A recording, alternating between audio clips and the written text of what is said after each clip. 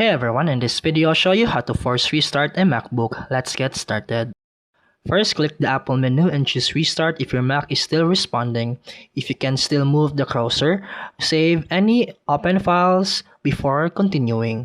If the Mac is frozen, press and hold the power button for 5 to 10 seconds. Keep holding the button until the screen turns black and the Mac turns off.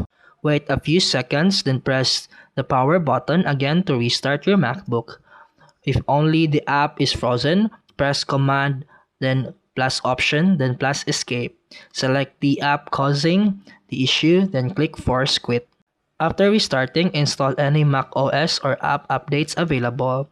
If freezing happens often, remove unused files or apps to free up storage space. And that's it for today's video. If you found this helpful, please like and subscribe for more videos. See you in the next one.